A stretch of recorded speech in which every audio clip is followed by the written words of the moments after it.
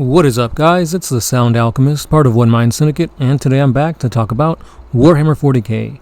In this one, I will be reading an excerpt from the amazing novel The End and the Death, Volume 1, and it talks about the Emperor getting ready to just mess things up against Horus. It's basically the Emperor and his custodians landing upon Horus's flagship, and they're being besieged by demons, and chaos is playing a huge part in this, because they're basically in the belly of the beast at this point. This novel is amazing, and there's going to be 3 parts confirmed for it, so I can't wait for part 2 and part 3 to drop.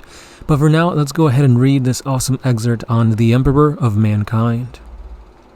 You have brought the Emperor face to face with chaos, first found, closer than when he sat upon the throne, or walked the shrieking halls of the webway, perhaps closer even than when he last faced the Four, and took their fire from them on Moloch. You have brought chaos to this very door, and you forced him to look it in the eye. Do not then expect him not to use it.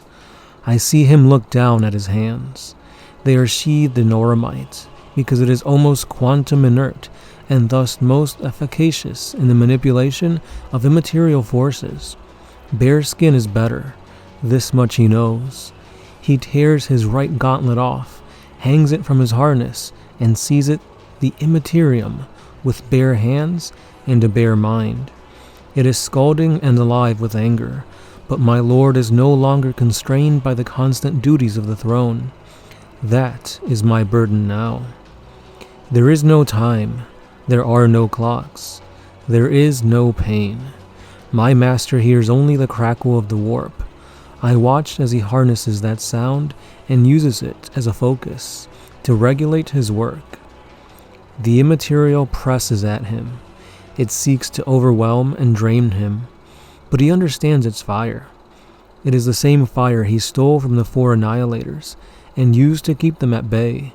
The same fire he has wielded for centuries to drive them back whenever they have come too close. They flinched then from their own fire, and they flinch now. You have forced this confrontation first round. You have brought my lord into a realm of chaos to face you. Did you think that would weaken him and grind him down? How can he grow weak when there is limitless power around him to draw upon? For you do not put out a fire by throwing fuel upon it. He draws upon your flames. Over the millennia he has worn many masks, each suitable to the task at hand. His mind, his greatest gift, allows him flexibility in such things. Now you see him at his truest aspect, as terrible as he can be when terror is the only recourse. He is Lux in Tenebris. The Emperor lights up your pitiful, wretched ruin of a ship. He burns back your perfidious darkness. He empowers his ailing companions and rekindles their courage. He shares his searing mindsight with them, banishing the false heavens and murderous parades that you conjure to drown them. He sharpens their senses and the edges of their blades. He fires the cryptochromes in their eyes, the retinal proteins he wove into their construction, that lets them read magnetic fields, and allows them to see the actual physical structure of this place, behind the congealing lies and illusions. He boosts their data-depleted senses, and banishes the cognitive dissonance created by the isotopic space all around them. The custodians drive forward, smashing through the demons, pressed by will and power and fire. The decks shudder as infamous beasts collapse and die, or stagger, howling back into the shadows, trailing blood or mauled limbs.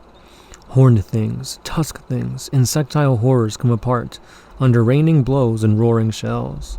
My master begins his visitation, advancing blow by blow, death by death, into the dark heart of your lair, searing away the evils that you throw at him, edging ever closer to your inner sanctum. Your attempts to stop your father have forced his hands, obliging him to become stronger, to reject the notions of mercy, to adopt the aspect I hoped he would have never had to wear. I am reluctant to admit it, but this pleases me. I am almost delighted to have lived just long enough to see his ultimate fury unleashed. The things he slays, dead, undead, or never born, incinerate in outrage at the power he is wielding. They see him for what he is, first found. They see him in the aspect you have forced him to assume, Emperor, master of mankind, thanatizer of demons, annihilator of the annihilators, bearer of stolen fire, death-bringer to the false and pitiful four. He is here, first found, in rage, in extremity, in theandric fury. He is here, and he is coming for you, with all of the vengeance and malice you are owed. No more restraint. His reluctance is gone. He will take great pleasure in obliterating you, for I hear his mind ringing through the warp. I am here, Horus Lupercal, and for you, I am the end and the death. And there you have it, guys. This is amazing. This excerpt just sends tingles down my spine. It is basically the Emperor just walking through the most chaotic piece of real space currently in the entire galaxy like it's nothing. Demon is coming at him and are just getting completely obliterated, annihilating just scores of the denizens of the warp in his essence. It is an awesome theater of mind that I have going on when reading this novel, and he hasn't even started. Like, this is just the beginning. Volume 2 is going to pit Horus against Sanguinius, and then of course Volume 3 is going to have the final confrontation, Horus against the Emperor, and man oh man, I am excited to see these two go toe to toe. What crazy revelations do we have in store for this epic novel? I can't wait. Obviously, we kind of know what happens. I mean, it is the Horus Heresy. Horus does die. His soul gets completely obliterated by the Emperor, but not without extra embellishments and just oh so amazing literature being given to us. So let me know what you guys think. If you guys don't like the Emperor after hearing this awesome piece given to us through the eyes of Malkador, the Sigillite, aka the hero, this is propaganda at its finest. So with that said, guys, let me know your thoughts down below. Are there any other excerpts from The End of the Death that you want me to read aloud and share to you guys? Because that novel, I can't put it down. But with that being said, guys, that's all I got for today. If you like what we do here at One Mind Syndicate, you guys can like, subscribe, comment, and share the video. If you want to support us, Super Thanks is a very good way of doing it, or you can do it via our Patreon page, where a simple $1 a month helps us bring you these types of videos. And as always, it's the Sound Alchemist, part of One Mind Syndicate, and I'll be catching you guys in the next one. Peace.